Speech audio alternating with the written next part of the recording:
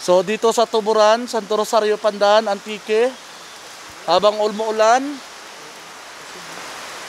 no, may amoy tayo na nalalanghap na hindi pangkaraniwan. Yung amoy na parang kakaiba, no? So yun pala ay mga tae ng ito, yung mga nilalabas na dumi ng mga, ano nga tawag sa Tagalog, sir? Bat, no? Mga bat. Ito yung bat na paniki, no? Nakatira dito sa Tuburan, Santo Rosario. Umulan ngayon kaya hindi masyado natin na makita, pero yan halos po yung nakabalot sa kahoy na yan ay puro mga paniki, no? Maririnig yung kanilang mga tunog at hiyaw, no? Dito lang yan matatagpuan sa Tuburan, Santo Rosario. Sana humupa yung ulan para masilip natin ng gusto. Hanggang sa baba yan, sir. Pag pumunta ka doon, makikita mo hanggang sa baba.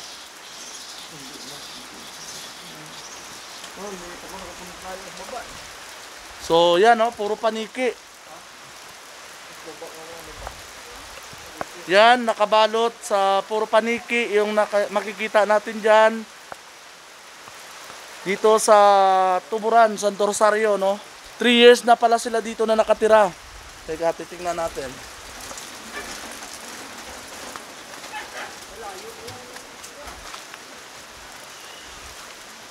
Ayan, no, makikita. Ayan sila, oh. Yan, nakakalabit, no. Kulay pink yung dibdib. So, punong-puno, malalaki, no? Malalaki yung bat na makikita natin dito sa Tuburan, Santo Rosario. Magtatanong tayo dito sa mga residente, no?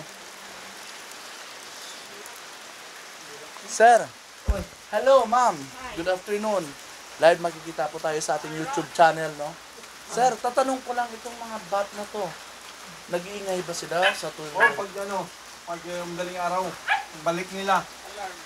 Malis kasi yun pag alas 6 o alas 7. Alis sila. So maganda tingnan pag alas 7 ng gabi, alas 6. Mga alas 6, hapon. Umiikot-ikot mo na yan sila dyan. Oo, ikot-ikot mo na yan. Okay. Tapos, pag lipat sa bundok, magbalik yan, mga 3 o 4 o 5, yan. Dami na sila dyan. Balikan na sila. So, ilang taon na yan sila dito, sir, na nangyayari? 3 years na yan. 3 years na yan. So, nung una ba, ganun talaga sila yan karami dyan? Hindi pa naman ganun karami.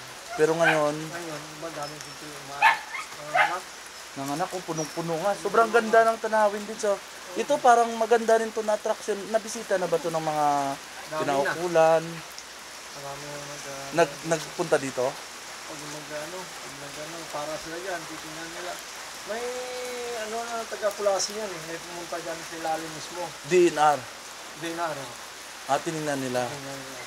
So, alam nyo, napakaganda pala tingnan itong mga bat na to, no? Ngayon nagulan, hindi na umikot. Pag minsan, mga hapon yan, ikot.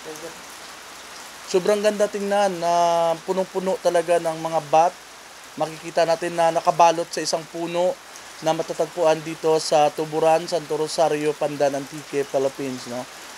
Kung kayo pupunta ng Malumpati or mag-side trip, no, sa gusto ninyong puntahan dito sa Orcadarium or dito sa housing, madadaanan nyo ito, no? Punong-puno talaga ng bat. Yung amoy, sir, ng ano niya, hindi magpagkaraniwan. So, sana, imagine mo 3 years. 3 years na.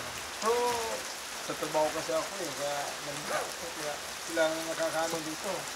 Bira lang naman ako dito. Pero kaya parang lang ako tumagal dito. Oh, pero sa iyo, sir, sa experience mo sa tuwing parang okay na, sanay na immune ka na sa amoy. Kasi ang maramdaman namin yun, pag nag-amoy yan, lang talaga. Okay. Pag nag-amoy yan, ulan. So pag walang hindi, yan ang namin. Pag karaniwan na sa walang amoy, hindi gano'ng ulan. Pero pag walang amoy talaga siya, sa ilalim niyan, sir, maganda talaga siguro kasi matataba yung mga ayan, umupa yung ulan. Ilang taon ako dito. Ayan papakita ko lang sa inyo. Yan, sobrang dami nila. Ayan yung nakakabit na yan, puro yan mga bat, no? Yan, no? Ayan, may lumilipad-lipad pa isa-isa. So, underprotected na ito ng DNR. Ayan, punong-puno talaga kung makikita nyo. Sobrang dami. Ayan. Parang nagbabadyang nag-iingay sila eh. Ayan, gumagalaw-galaw yung mga sanga na kanilang tinitiran. Ayan, kung makikita nyo yan, puro yan nakalambitin yung bat, no? Na isa sa napakagandang tingnan dito sa Tuburan, Santo Rosario. Ayan, hanggang doon sa kabila, no? Puno. Abot hanggang kabila yan, sir? Abot ko. Kasi nung bagyo ng Osala, pagka puno yan, dami namatay ng laglag yan. Oo. Ayan, nakargado ulit sila. Dami-dami yan nila. Kaya nga eh. So ito no, sa channel, sa YouTube channel ko, may marami pang mga lugar na kagaya nito na malalaking puno pero hindi natitirhan. Pero dito sa Tuburan, Santo Rosario, punong-puno siya ng bat, no? Yung itong paniki. Meron din yan eh. Sa Miagao? Sipyo. Oo. Meron din. Kaso lang, Pero bihira ka na. may patay. Oh, pero bihira ka na makakita ng mga ganitong makikita dito na mga bat, no, na nakalambitin at yun, yung amoy is unusual, no. Kung bago ka pa lang sa lugar na to, yung amoy niya is iba talaga. So ayan, medyo may nag-iingay, may mga gumagalaw-galaw, pero yung kadalasan sa kanila tulog, no. Ayan, may mga lumilipad-lipad, may mga nag-iingay-ingay, pero hanggang doon yan sa baba, no, punong-puno talaga ng mga bat na makikita natin. Ayan, parang akala mo lang sanga, pero yan, no, makikita talaga na mga nakalambitin na yan is puro mga paniki yan na malalaki. Malalaking paniki. Napasok na yata yung tindahan ni nanay ng paniki. Ano yung pumasok, sir? Ha? Nagulat ako dito, nagbibideo ako, akala ko may paniki na nakapasok, yung pala manok. So manok yun. So ayan po, live na makikita natin, napakaganda yung tanawin na nakikita natin dito sa Tuburan, Santo Rosario, Pandan. Sa mga gustong sumilip o tumingin ng napakarami at punong-puno na paniki, no?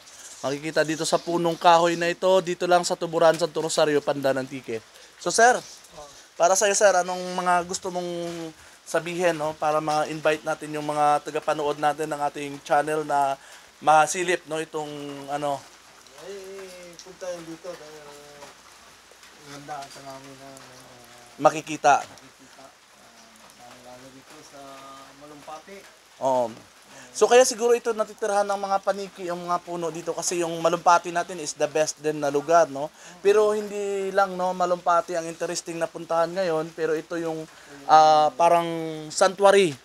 Sanctuary talaga ng mga paniki na nakikita natin. Ayan, no? Ayan, nakalambitin, no? Sarap talaga tingnan.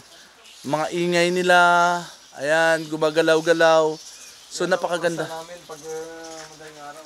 Ano, sir? Yan ang orasan namin pag madaling araw. So orasan, kailangan gigising ka, no? Maingay kasi Maingay. kasi pag ano. So masarap talaga pagka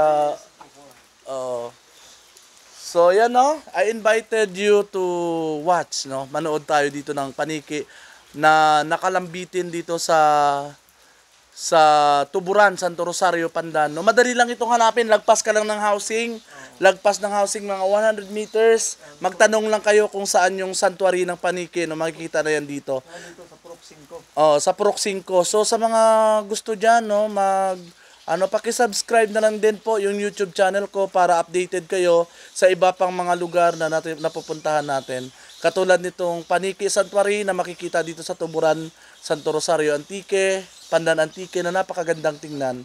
So God bless and see you sa susunod na uli na video. Thank you so much and God bless us all.